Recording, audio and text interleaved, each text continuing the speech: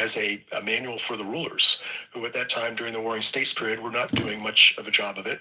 So we're going to delight in sharing both these newly discovered works and also some of the classics, some of the things that have been lighting up the internet in recent years. And we're going to begin with a seminar that was recorded at the Esalen Institute, Taoist Way of Dropping Out from Karma.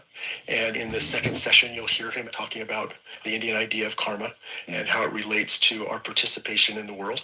Right. And we start today with Taoist Way of Dropping Out from Karma.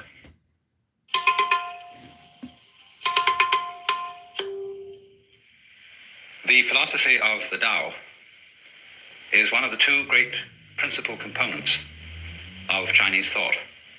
There are, of course, quite a number of forms of Chinese philosophy, but there are two great currents which have thoroughly molded the culture of China, and they are Taoism and Confucianism.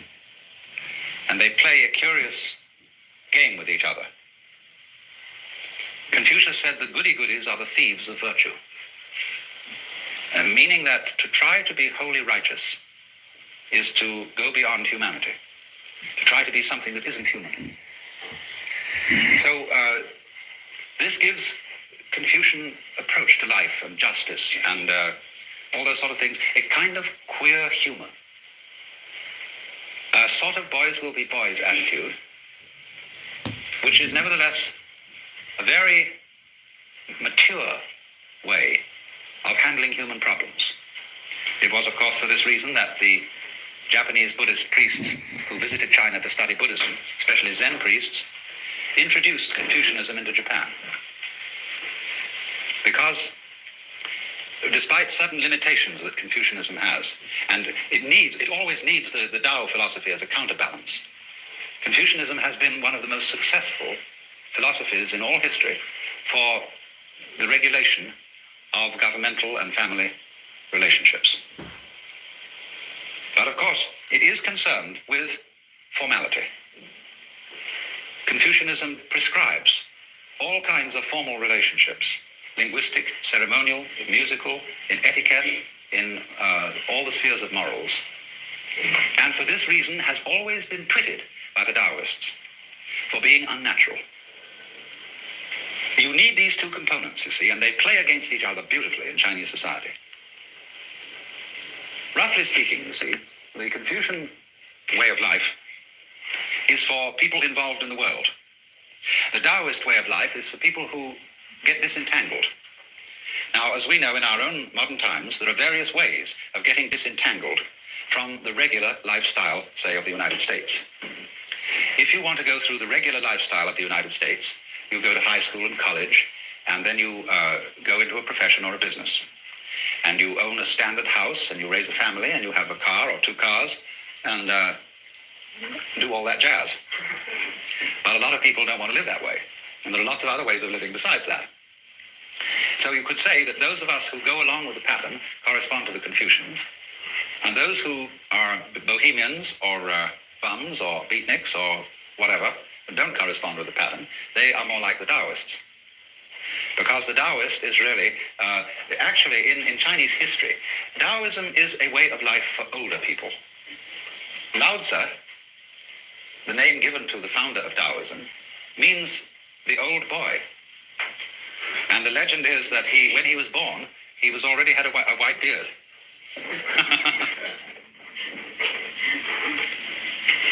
So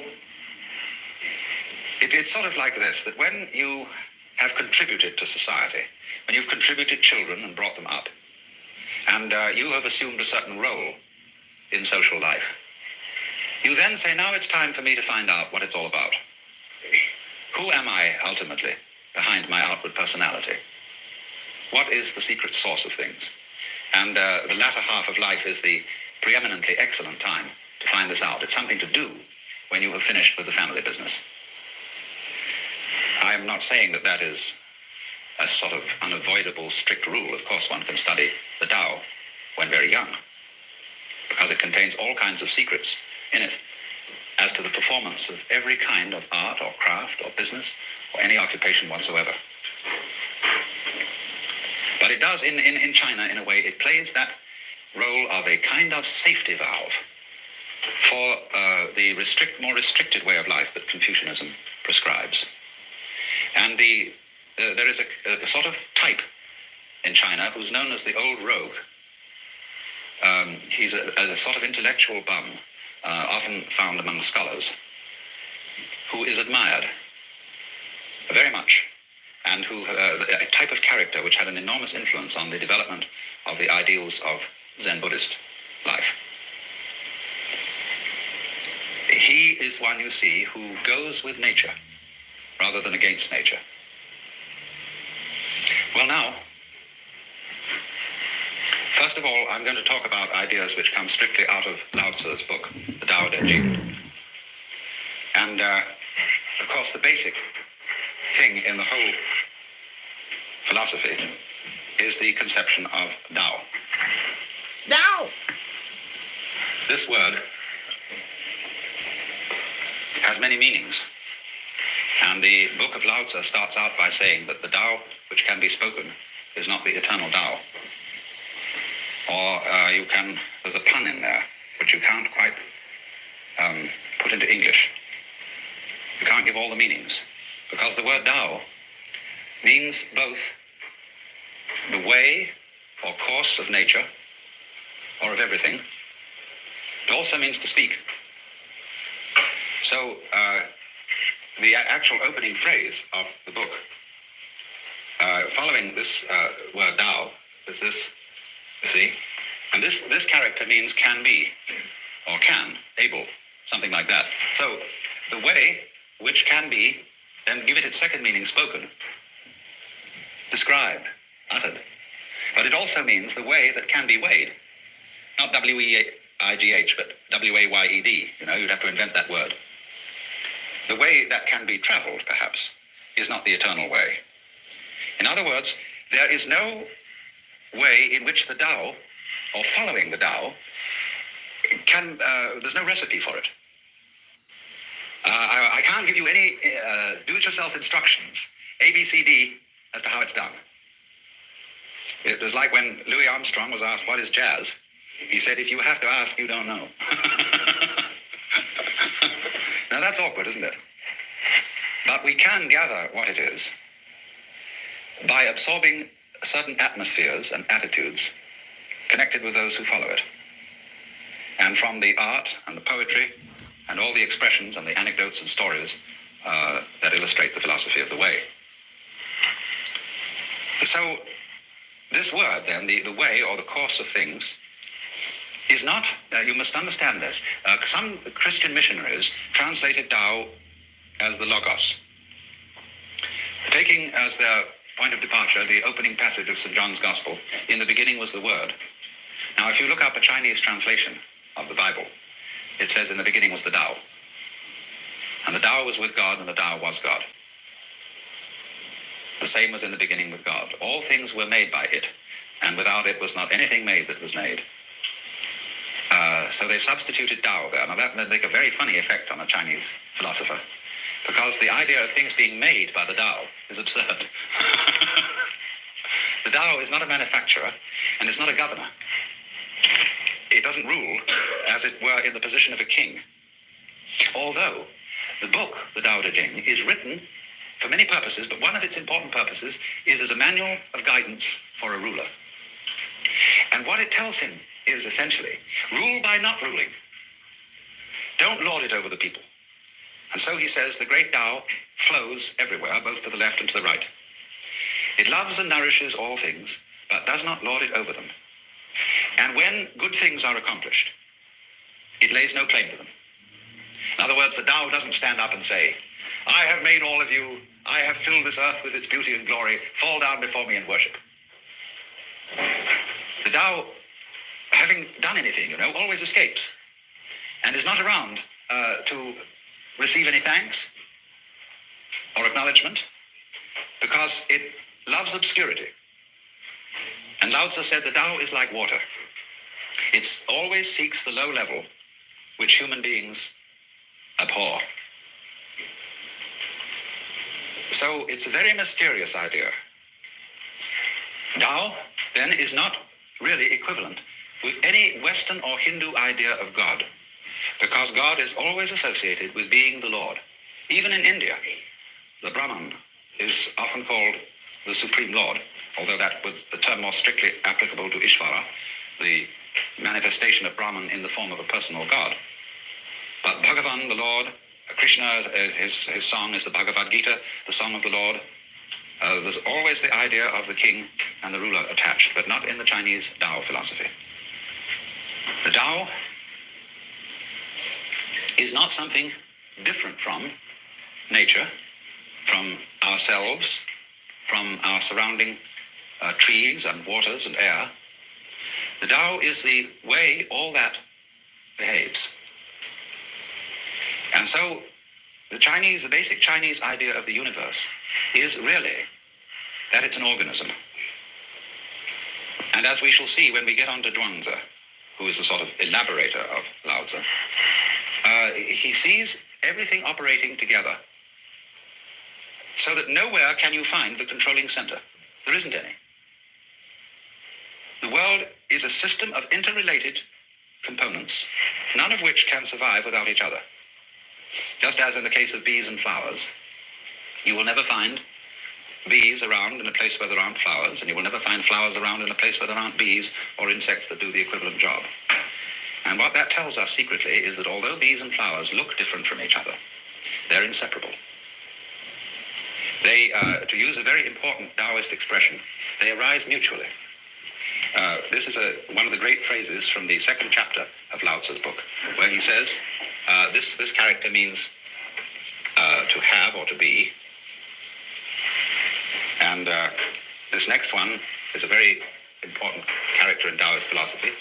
It means no, negative, wu in Chinese, not to be. And then this curious expression, for which we don't have a really good corresponding idea in traditional Western thought. So, to be and not to be mutually arise. This character is based on the picture of a plant, something that grows out of the ground. So, you could say positive and negative, to be and not to be, yes and no. Light and dark arise mutually, come into being. There's none is cause and effect. It's not that relationship at all. It's like the egg and the hen. So as the bees and the flowers coexist in the same way as high and low, back and front, long and short, loud and soft. All those experiences are experienceable only in terms of their polar experience. So the Chinese idea of nature is that all the various species arise mutually because they interdepend. And this total system of interdependence is the Tao. It involves certain other things that go along with Tao, but this mutual arising is the key idea to the whole thing. And it is, if you want to understand Chinese and Oriental thought in general, it is the most important thing to grasp. Because you see, we think so much in terms of cause and effect. We think of the universe today in Aristotelian and Newtonian ways. And in that philosophy, the world is all separated. It's like a huge amalgamation of billiard balls. And they don't move until struck by another or by a cue. And so everything is going tock, tock, tock, tock, tock, tock, tock, tock, tock, tock, tock, tock, all over the place. One thing starting off another in a mechanical way. But of course, from the standpoint of 20th century science, we know perfectly well now that that's not the way it works. We know enough about relationships to see that that mechanical model which Newton devised was all right for certain purposes. But it breaks down now because we understand relativity. And we see how things go together in a kind of connected net rather than in a chain of billiard balls banging each other around. So, in the philosophy of the Tao, it is said, it's always being said, this is You read this in every art book about Chinese art, that in Chinese painting, man is always seen as in nature rather than dominating it. You get a painting entitled Poet Drinking by Moonlight, and you see a great landscape, and after some search with a magnifying glass, at last you see the poet stuck away in a corner somewhere drinking wine. Whereas if we painted the subject Poet Drinking by Moonlight, the poet would be the most obvious thing in the picture. There he would be, dominating the whole thing, the landscape off somewhere behind him. But all the Chinese painters put man, the painters of the great classical tradition, there are Chinese painters who specialize in family portraits and do these very formal paintings of someone's ancestor sitting on a throne. It's quite a different category. But the Taoist-inspired painters, the Zen-inspired painters, have this view of man as an integral part of nature, something in it, just as everything else is in it, flowers and birds, and not there sent into this world, commissioned by some sort of supernatural being to come into this world and farm it and dominate it. So then, the whole conception of nature is as a self-regulating, self-governing, indeed democratic organism. But it has a totality. It all goes together, and this totality is the Tao. So then we move to a second term that is extremely important. The expression, zhiran, is the term that we translate nature when we translate Chinese. But this term expresses this whole point of view. It doesn't say nature, natura, which means, in a way, class of things. It means, literally, self-so. What is so of itself? What happens of itself? And thus spontaneity. And in the Tao Te Ching early on, Lao Tzu says, the Tao's method is to be so of itself. Now, we might translate that automatic, were it not that the word automatic has a mechanical flavor. Zhiran, as this is called, or shizen in Japanese, means spontaneous, yes. It happens as your heart beats. You don't do anything about it. You don't force your heart to beat. You don't make it beat. It does it by itself. Now, figure a world in which everything happens by itself. It doesn't have to be controlled. It's allowed. Whereas, you might say, the idea of God involves the control of everything going on. The idea of the Tao is the ruler who abdicates and lets all the people, trusts all the people to conduct their own affairs. To let it all happen. So, this doesn't mean, you see, that there isn't a unified organism and everything is in chaos. It means that the more liberty you give, the more love you give, the more you allow things in yourself and in your surroundings to take place, the more order you will have. It is believed generally in India that when a person sets out on the way of liberation, his first problem is to become free from his past karma. The popular theory of karma, the word that literally means action or doing in Sanskrit, so that when we say that something that happens to you is your karma, it's like saying in English, it's your own doing. But in popular Indian belief, karma is a sort of built-in moral law, or a law of retribution, such that all the bad things you do and all the good things you do have consequences which you have to inherit. And so long as karmic energy remains stored up, you have to work it out. And what the sage endeavors to do is a kind of action which in Sanskrit is called nishkama karma. Nishkama means without passion or without attachment, karma, action. And so whatever action he does, he renounces the fruits of the action, so that he acts in a way that doesn't generate future karma, because future karma continues you in the wheel of becoming, samsara, the round, and keeps you being reincarnated. Now then, in that case, when the time comes that you start to get out of the chain of karma,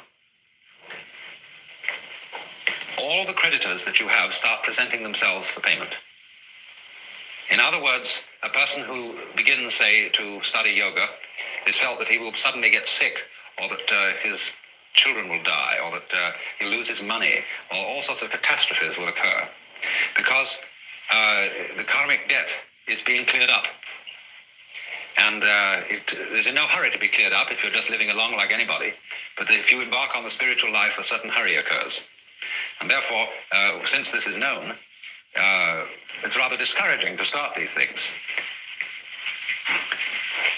The Christian way of saying the same thing is that if you plan to change your life, shall we say, to turn over a new leaf, you mustn't let the devil know, because he will oppose you with all his might if he suddenly discovers that you're going to escape from his power. So, for example, if you have a bad habit, say you drink too much, and you make a New Year's resolution that during this coming year you'll stop drinking, that's a very, very dangerous thing to do, because the devil will immediately know about it. And what will happen will be this: he will confront you with the prospect of 365 drinkless days. And that will be awful, just overwhelming. And you won't be able to make much more than 3 days on the wagon. So in that case, you compromise with the devil and say, Really? just today I'm not going to drink, you see, but tomorrow maybe, we'll go back. Really? Then when tomorrow comes, you say, oh, just another day, let's try out, that's all. And the next day you say, oh, one more day won't make much difference. So you only do it for the moment, and you don't let the devil know that you have a secret intention of going on day after day after day after day. But of course, there's something still better than that. And that is not to let the devil know anything. And that means, of course, not to let yourself know. One of the many meanings of that saying, let not your left hand know what your right hand doeth, is just this. And that was why in Zen discipline, a great deal of it centers around acting without premeditation. As those of you know who read Herrigel's book, Zen in the Art of Archery, it was necessary to release the bowstring without first saying, now. There's a wonderful story, you may also have read by a German writer, von Kleist, about a boxing match with a bear. The man can never defeat this bear because the bear always knows his plans in advance and is ready to deal with any situation. The only way to get through to the bear would be to hit the bear without having first intended to do so. That would catch him. And so this is one of the great, great problems in the spiritual life, or whatever you want to call it, is to be able to have intention and act simultaneous. By this means, you escape karma and you escape the devil. So you might say that the Taoist is exemplary in this respect. That this is getting free from karma without making any previous announcement. Of simply, supposing we have a train and we want to unload the train of its freight cars. You can go to the back end and you can unload them one by one and shunt them into the siding. But the simplest of all ways of unloading is to uncouple between the engine and the first car, and that gets rid of the whole bunch at once. And it is in that sort of way, you see, that the Taoist gets rid of karma without challenging it. And so it has the reputation, you see, of being the easy way. There are all kinds of yogas and ways for people who want to be difficult. And one of the great gambits of a man like Gurdjieff was to make it all seem as difficult as possible, because that challenged the vanity of his students. If some teacher, some guru says, really, this isn't difficult at all, it's perfectly easy, some people will say, oh, he's not really the real thing. We want something tough and difficult, and when we see somebody starts out giving you a discipline that's very, very weird and rigid, people think, now there is the thing. That man means business, see? And so they flatter themselves by going to such a guy that they are serious students, whereas the other people are only dabblers and so on. All right, if you have to do it that way, that's the way you have to do it. But the Taoist is the kind of person who shows you the shortcut and shows you how to do it by intelligence rather than effort, because that's what it is. Taoism is, in that sense, what everybody's looking for. The easy way in, the shortcut, using cleverness instead of muscle. So the question naturally arises, isn't it cheating? When in any game, somebody really starts using his intelligence, he will very likely be accused of cheating. And to draw the line between skill and cheating is a very difficult thing to do. You see, the inferior intelligence will always accuse a superior intelligence of cheating. That's its way of saving face. You beat me by means that weren't fair. We were originally having a contest to find out who had the strongest muscles. And we were pushing against it like this. And this would prove who had the strongest muscles. But then you introduce some gimmick into it, some judo trick or something like that, you see, and you're not playing fair. So in the whole domain of ways of liberation, there are routes for the stupid people and routes for the intelligent people. And the latter are faster. This was perfectly clearly explained by Huineng, the sixth patriarch of Zen in China, in his sutra, where he says the difference between the gradual school and the sudden school is they both arrive at the same point, but the gradual is for slow-witted people and the sudden is for fast-witted people. Can you, in other words, find a way that sees into your own nature, that sees into the Tao immediately? And at the end of this morning's talk, I pointed out to you the immediate way, the way through now. When you know that this moment is the Tao, and this moment is considered by itself, without past and without future, eternal, neither coming into being nor going out of being, there is nirvana. And there is a whole Chinese philosophy of time based on this. It hasn't, to my knowledge, been very much discussed by Taoist writers. It's been more discussed by Buddhist writers, but it's all based on the same thing. Dogen, the great 13th century Japanese Zen Buddhist, studied in China, and he wrote a book called Shobo Genzo. Hiroshi recently said to me in Japan, that's a terrible book, because it tells you everything. It gives the whole secret away. But in the course of this book, he says,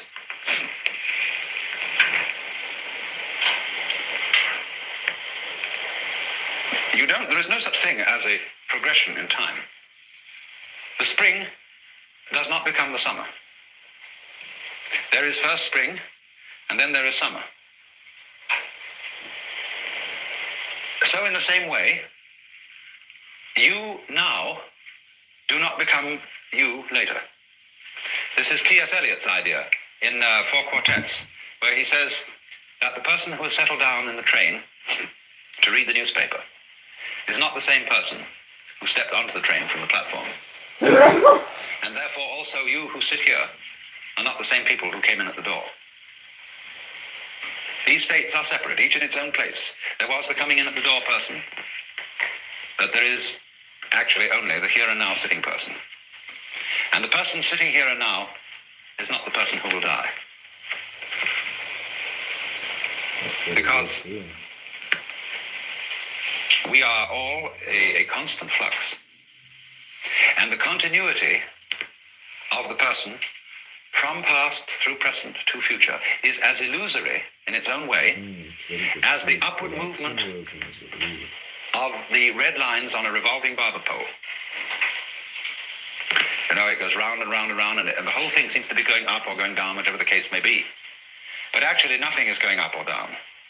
So when you throw a pebble into the pond and you make concentric rings of waves, there is an illusion that the water is flowing outwards. And no water is flowing outwards at all. Water is only going up and down. What appears to move outward is the wave, not the water. So this kind of philosophical argument says that our seeming to go along in a course of time It doesn't really happen. The Buddhists say the suffering exists, but no one who suffers. Deeds exist, but no doers are found.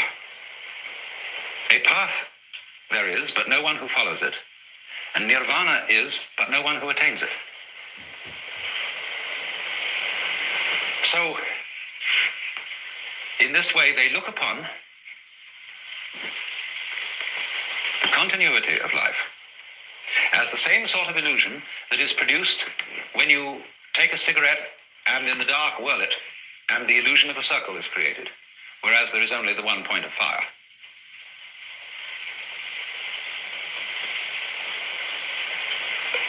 The argument then is,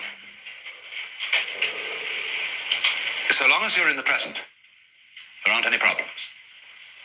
The problems exist only when you allow presence to amalgamate.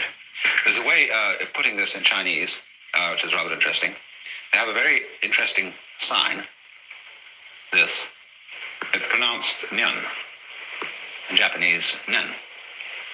And the top part of the character means now, and the bottom part means the mind heart, the shin.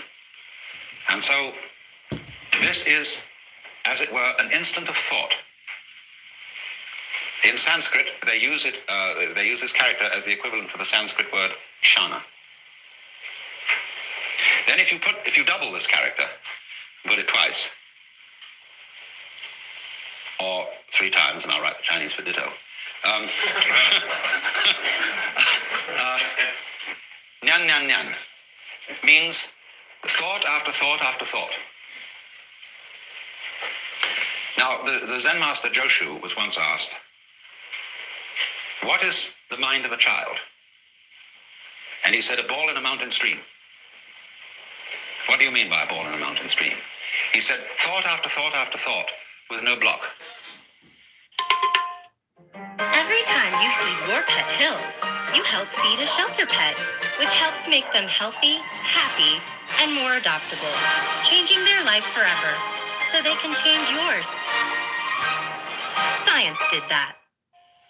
A really virtuous person doesn't show his virtue. He is like, well, there's a poem in Chinese which says, entering the forest, he doesn't disturb a blade of grass. Entering the water, he doesn't make a ripple. He looks very ordinary. And so his virtue can't be detected. He doesn't stink of virtue. So, de, then, is the virtue of the great artist, say, or craftsman, who creates marvelous works of art, but always as if he was making no effort. And so we say of great art that it's artless, that it seems to come naturally, that he does it as if he were falling off a log. Now, of course, we know that it isn't that simple. So what everybody wants to know then is how to acquire that great naturalness in everything, so that we, in our human lives, manifest the Tao. Tao manifested through man is De. How do you do it? So the transitional word, which shows the way from to realize De in one's life, this is pronounced, this one is Wu, and this one is Wei, Wu Wei. Wei means to act, to strain, to strive, or to interfere. And so the Taoist manner of life is Wu Wei. Don't force it. Always go with the stream. You may need to use a rudder, but don't ever go against the stream. If you are swimming and you're caught in a very strong current, you'll be lost if you try to swim against it. You must swim with it and edge to the side. That's Wu Wei.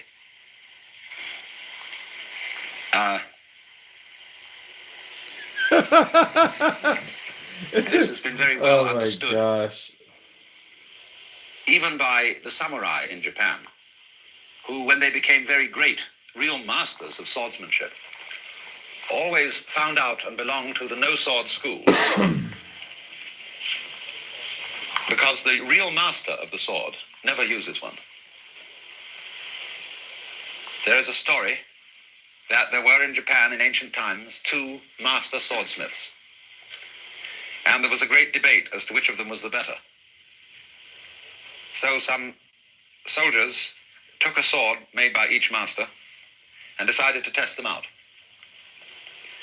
They first took a sword made by the man who, in general opinion, was perhaps a little inferior.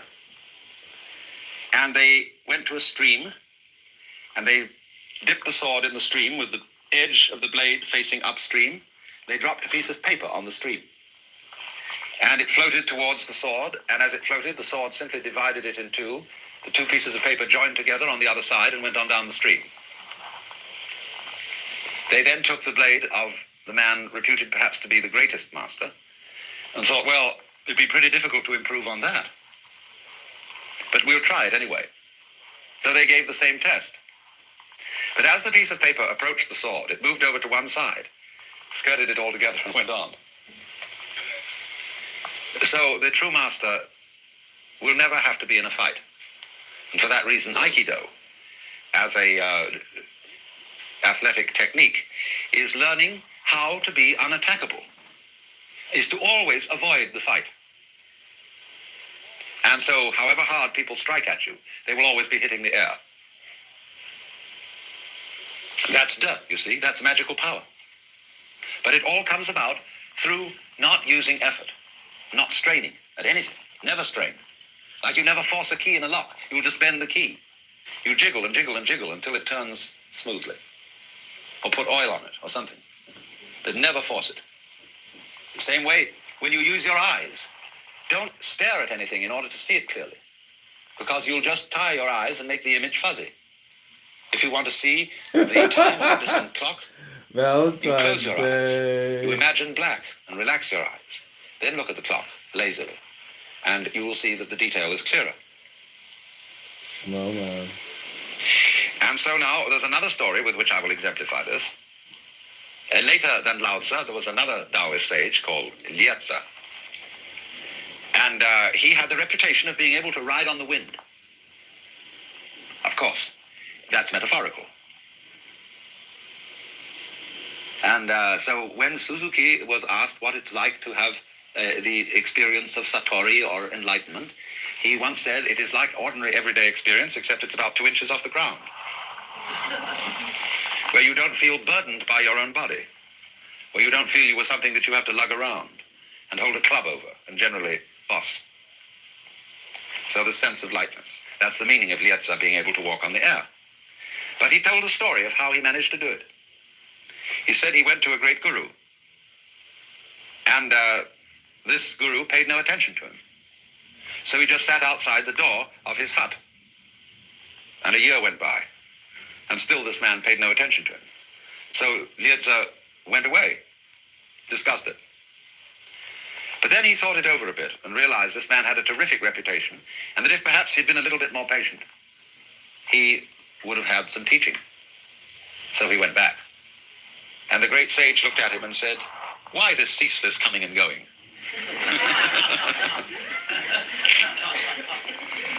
So he sat down again at the entrance of the hut, and for a further year attempted to control his mind in such a way as never to think of profit or loss or advantage or disadvantage. And then at the end of that year, the teacher looked at him. For another year he practiced, and at the end of that, the teacher invited him to come in the hut and sit on the mat. Then for the next year, however, he did something quite different, and he says this: "I let my eyes see whatever they wanted to look at. I let my ears hear whatever they wanted to hear. I let my mouth say whatever it wanted to say, and I let my mind think whatever it wanted to think." And at the end of that year, I didn't know what was subject and what was object. I didn't take any account of time.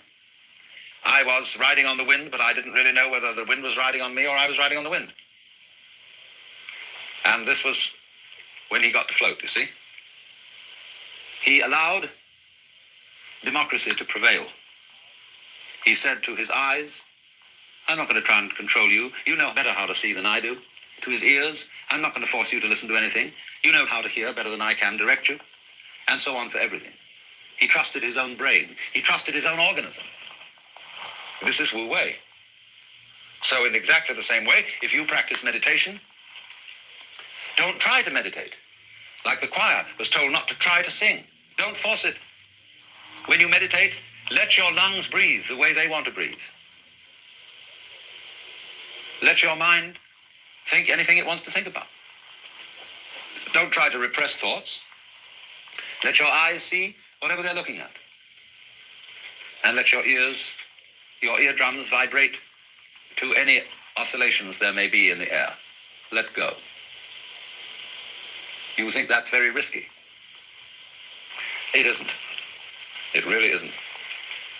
It's like a ship in a typhoon. They always shut the engines off and drift.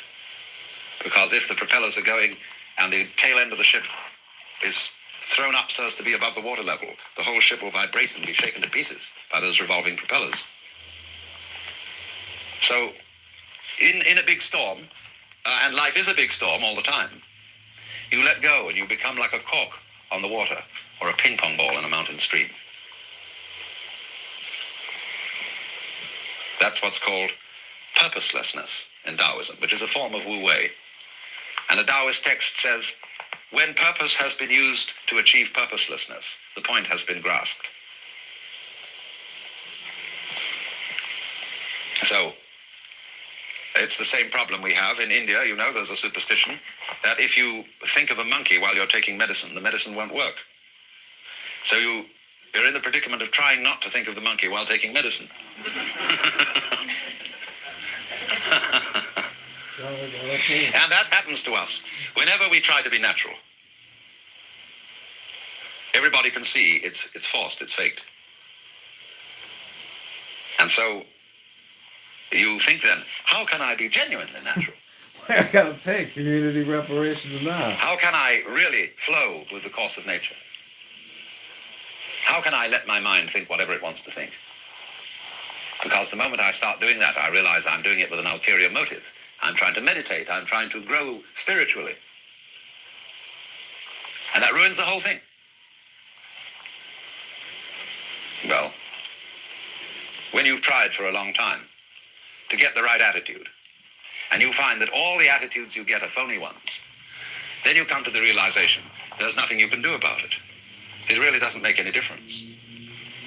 And again, the principle that I've emphasized all along, you give up.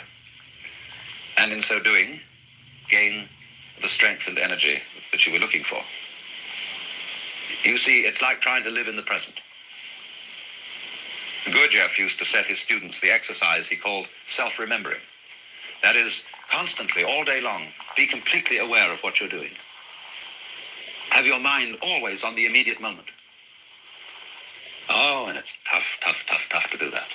You get distracted all the time. Till one fine day you realize, to your astonishment, there is no way at all of having your mind anywhere else but in the present moment. Because even when you think about the past or the future, you're doing it now, aren't you? And that results in a very curious transformation of consciousness. You feel that the present moment is flowing along and carrying you with it all the time. Just like the flow of the Tao. The flow of the Tao is what we would call the flow of the present, see? And you're with it. There's no way of being anywhere else. The Zhongyong, the book called The Unwobbling Pivot, says the Tao is that from which one cannot deviate. That from which one can deviate is not the Tao. Or to put it in the form of a Zen story, the master Joshu said to Nansen, what is the Tao?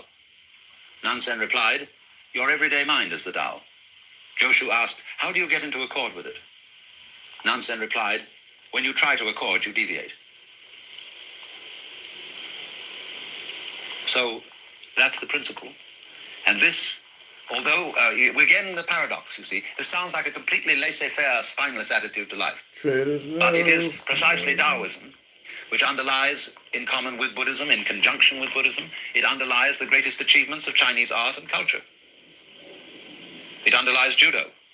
It underlies the Zen arts of Japan. calligraphy, architecture, gardens. It is the form of Chinese philosophy which in subsequent years became most interested in science and in the study of nature. The Confucians never had any interest in science because they were bookish people. They were all absorbed in texts. They were essentially scholastics and never opened the book of nature. But the Taoists were always observing natural phenomena, how they worked. They were interested above all in manual skills and using the Tao to perfect manual skills. And therefore, these lazy people achieved the most interesting results because they were like water, which is lazy and always seeks the line of least resistance. But that is almost the same thing as intelligence.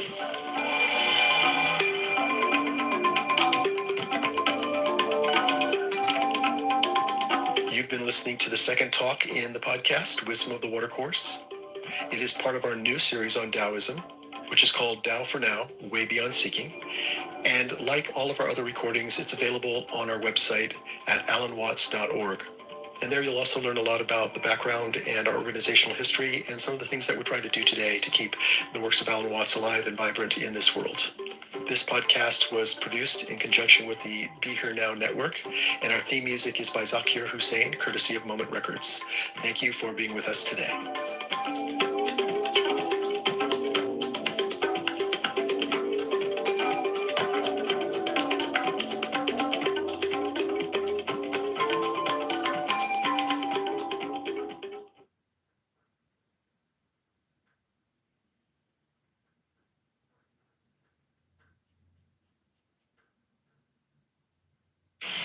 When I talk in academic and scientific circles about mystical experience, I have to be very careful of my terminology. And so I alter the phrase mystical experience and call it ecological awareness, because it really amounts to the same thing. But the terminology is much more acceptable in a scholarly environment, because after all, mysticism is a dirty word, associated with mist and vagueness. On the other hand, there is this difficulty that in our universities today, ecology has not quite come of age as a science, although its importance is vastly recognized.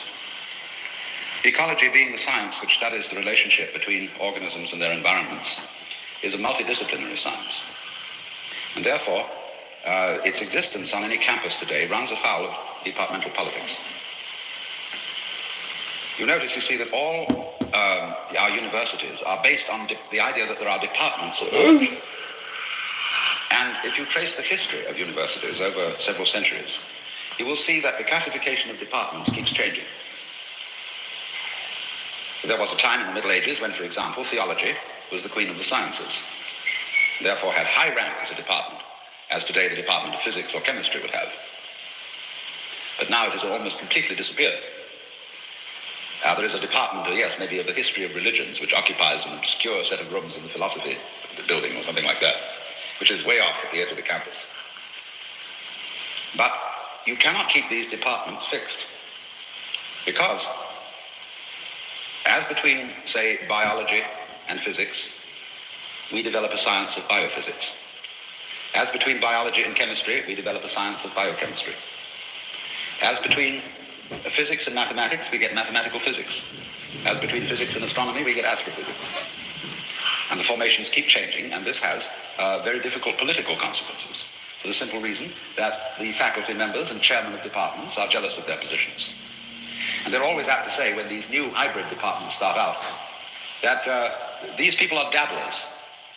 In other words, they should get a thorough grounding in biology, zoology, botany, bacteriology, and all those separate departments before they should dare venture into such a thing as ecology, which involves all those different sciences and more. What is not generally understood, however, is a most peculiar thing, and very difficult to explain. In the academic world, you know how students have to go through prerequisite courses. They're supposed to take this before they take that. Well, it's being found out increasingly that this is completely unnecessary. That for some reason, as time goes on, students develop the ability to absorb bodies of knowledge for which it was thought they had no prerequisites. In the same way as, let's say, in the childhood of anybody now aged roughly 50, it was very difficult to understand Einstein's theory of relativity, and you always had to have a demonstration on a blackboard and all sorts of diagrams. But now young people get this idea instantly. They have no difficulty in absorbing it any more than we had difficulty in absorbing the notion that the Earth was spherical. We were no longer embarrassed. Our common sense was no longer offended by the thought that people living in the Antipodes would be hanging upside down. In this sort of way, common sense, a feeling for knowledge, adjusts itself. And more it becomes obvious that there have to be ways of linking together the departments of knowledge. It's almost as if the established departments like physics, chemistry, history, anthropology, and so on, were like huge paving stones. And it's always between the paving stones that the little things begin growing. So the growing edge is in the interstices between the departments. Now, therefore, ecology becomes of absolutely primary importance in the modern world, because, as so many of us have often said, Western man is equipped with technical powers such as have not been seen in known history, and is using those powers to alter his environment, but doing it in a way and in a spirit that may, instead of altering the environment, merely destroy it. What I call Los Angelization instead of civilization is taking over. And we are fouling our own nest. And therefore, I approached this whole matter because of my interest in the Chinese and Japanese philosophy of nature, wherein there is not this sense of hostility between the human organism and its environment, but rather a sense of being one with it and collaborating with it. And thus it's been my particular interest to see in what way this Far Eastern attitude to nature, based originally on the philosophy of Taoism, is applicable in a technological civilization. Because there is one school of thought which says, of course, we've got to press technological progress as far as possible, and we therefore get a proliferation of so-called growing communities, which are very evident here in California, and remind some of us of the growth of cancer cells rather than the growth of anything of a biologically healthy nature. And this is called progress, and people say, you can't stop progress, don't be sentimental. And on the other hand, there are the people who really do want to stop this. And I find that to some considerable extent among young people who are, shall I say, digging the dropout scene, there is a very definite wish to, as it were, join the American Indians, to get rid of concrete, to go back to green grass. As Gary Snyder put it the other day, when you want to go from Sausalito to Big Sur, don't take the freeway. Don't even take the side roads. Find an old trail and walk it, because the journey will be worth taking them. And he feels, for example, that all the state park rangers should busy themselves with opening up trails so that more and more young people can walk and have stations, a day's walk apart, where they can rest for the night, or where there are congenial farmers and friendly people with homes who will accommodate them. And so we will set up, as it were, a whole network of communications and culture entirely apart from the freeways and the suburban subtopia that sprawls all over the place. Because, like any good Indian, American Indian that is, they sit around waiting and watching, as they know that one of these days this whole industrial civilization is just going to disappear into gas, and will leave them as they were in the beginning. You see, these are two completely extreme points of view. And I want to explore rather the possibility that there is a middle way, that that technology is not a purely unnatural manifestation, that it is a perfectly proper development of human capacities, but that it has to be used in the right spirit and with the right care, in such a way that we do not disturb irremediably what I call the balances of nature. That the idea that there are balances of nature, that no species, for example, should get so out of hand as to become a top species and really dominate all the others, as human beings are trying to do, goes back, of course, to the fundamental Chinese notion of nature as the balancing of two forces called the yang and the yin. or in Japanese, in-yo. The whole of the Book of Changes, which is a very, very ancient text, fundamental to Chinese ways of thinking and to Chinese logic, is based on an analysis of the processes of nature in terms of the relative balancing of these forces. Perhaps forces is not quite the right word. It is, you see, obvious to a Taoist, to Buddhists, to Hindus, that this universe is a single system of energy. But there is no way of defining and putting your finger on that particular one energy. And even energy is not quite the right word to use, because energy indicates something in motion, and we do not know or realize motion except in relation to stillness and vice versa. So whatever energy stillness is fundamental cannot be thought about, defined, or talked about in any way. It is basic to everything that we both experience and don't experience. It bears somewhat the same relation to our everyday life as the diaphragm in a loudspeaker bears to all the sounds that you hear on the radio. Every sound of the human voice, of all kinds of musical instruments, of airplanes, of automobiles, so on, anything you can hear on the radio is actually the vibration of a diaphragm. But the radio does not proclaim this fact. The announcer does not come on first thing in the morning and say, all the sounds that you will hear after here are vibrations of the diaphragm, including this sound, and not the actual wind in musical instruments and human vocal cords. No, because wherever any circumstance is constant, we tend in the course of time to ignore it. We rule it out of all practical politics because it is basic to everything. So as in an equation, when you get two terms that are identical on either side of the equation, you can just cancel them out. They make no difference. But in a way, this is a very difficult point because obviously it is highly important that the diaphragm be there, because otherwise there wouldn't be any voices or any music. And yet, the diaphragm as such makes no difference to the distinctions between voices and musical instruments and so on.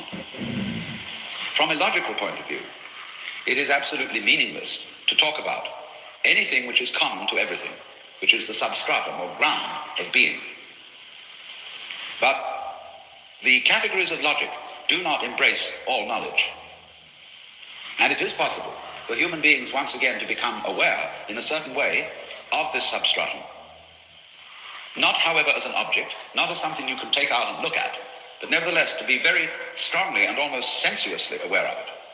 And in so doing, regain a new sense of one's own identity, one's own being, not as one of many things, one little event among many events that are all coming and going and temporary, but a sense of one's actual self as being this single energy field, which can't be, however, defined or identified. And through realizing that, to take away the frantic anxiety that we have to secure ourselves as separate organisms and to fight with other organisms and play these elaborate games of one-upmanship, and above all, to overcome the anxiety which leads us to regard nature itself as our enemy that has to be conquered and subjugated. I shall, of course, return in later sessions to the nature of this realization. But I only want to say in passing that there's a very peculiar thing about it. Namely, that the realization I'm speaking of is not something like a belief. It is not an idea, for the simple reason that the fundamental energy of the universe cannot be embraced in an idea. It cannot be embraced in a concept, in a form of words, in an explanation, because it eludes all classification, because it is the which than which there is no whicher, and therefore is not in any class. Secondly, if you try to catch hold of it and somehow possess it, you are doing what is called in Zen putting legs on a snake, because there is no need to possess it. You are it, and if you try to possess it, you imply that you're not. So by trying to catch hold of it, You, as it were, push it away, although you can't really push it away because the very pushing is all it, you see. So there are people who are divided into two schools of thought, those who believe that by exerting their energies to get hold of it, they can achieve something, and the opposite people who think that by doing nothing at all, one achieves it. But both are wrong, because both the attempt to get it and the attempt to try not to get it are actually attempts to get it. And there's no need to. But nevertheless, by going into this, by meditation and so on, it is possible to realize that we are identical with the fundamental energy of the universe, that that is our real self, and although it doesn't make a difference, because all differences are in a way made by it, therefore it makes no difference to differences, nevertheless it's completely basic. You see, it's as if what has happened to us is, supposing you're a gambler, and you've got involved in a game where you're playing actually for peanuts, and you are immensely wealthy. When you get extremely absorbed in the game, even though you're only playing for peanuts, you can lose your temper, and you can be anxious as to who's going to win, who's going to lose. Am I going to lose my peanuts, you see? Whereas you really have nothing to worry about at all. You got so absorbed in the details of this game that you've forgotten the larger context in which the game is happening. So in exactly the same way, every individual is so absorbed, myopically, with his mind, in the details of his birth and death, that he has completely forgotten the context in which birth and death is occurring. And so, just as the chicken, when you put his beak to a chalk line, can't get off it and is hypnotized, so we have been systematically and progressively hypnotized by our whole upbringing into the sensation that we are only this particular ego in this body. And we believe that and feel it so firmly that the context in which all this has happened is completely repressed. Now, therefore, I want to propose a few things, first of all, in thinking about this. And I would ask you to listen to what I have to say, temporarily postponing the question, what are the practical consequences? What should we do about it? I want to start with a consideration of our ancient ideas about the relation of the individual to the world in terms of fate and free will, or determinism and free will. Because if we actually were aware of all the information that is coming to us through our senses, we would have a very curious sensation which would bug us because we wouldn't be able to find words for it. It would be like this. You would first of all realize that if you didn't be so selective, in other words, if you didn't pay attention to this detail and that detail, but were just simply aware of it all in general, you would get the funny feeling, in the first place, that you were just a puppet, that you were automatically responding to all kinds of physical and social influences around you, and that you couldn't help yourself. You might object to that, or you might alternatively enjoy it. You might get a sensation that you were just floating. You didn't have to do anything. You didn't have to think about any problems. You didn't have to worry about what you ought to do. You would just feel yourself responding. And that would be a very pleasant feeling if you liked it. But on the other hand, depending on your personal constitution, you might feel terribly threatened by it. And you would interpret this sensation as a feeling of unreality. Have you ever suddenly felt that you were dreaming everyday life? That it wasn't quite real? And it spooked you? So you said, gee, it ought to be happening, see? I feel I'm going around in a dream. Because occasionally, our mind slips. It's like the tuning dial of a radio. It occasionally wanders off and you get another station. And so in the same way, our minds occasionally slip into another way of seeing things. And people get accidental illuminations and psychosis and all sorts of funny things. But you would get this as a preliminary sensation, and you would interpret it as feeling that you are a puppet on the end of strings being manipulated by events, only because of your previous background, wherein we have all of us been conditioned to believe that part of our life is not under our control, and part of it is. There is this distinction between the voluntary and the involuntary. The voluntary, what we do; the involuntary, what we have to accept passively. The borderline between them is not at all clear. Breathing, for example, is something we have to go on doing, and yet you can acquire the sensation that you are doing the breathing and controlling it according to your will. It's a very vague distinction here. But if you took in all the information, see, you can feel yourself making a decision out of the blue. You say, I'm going to do that, like that, you see, and you don't have any awareness of anything that leads up to it. It just happens, you see. And because that awareness is screened out, you interpret this act of making a decision as a different kind of act from breathing or from growing hair. Well, actually, it isn't different. But we think it's different because of unawareness. When you make a decision, it happens, as the Chinese say, zizhan, shizen, of itself, naturally, spontaneously. But we... Oh, God, and you know what? The guy says impossible, and he said $50. And now he doesn't want to pay $50, and he come up with this. It's not Saturday, is it, Pooja? What day is it where you are, by the way, Pooja? Who would pay $50? It hasn't happened yet.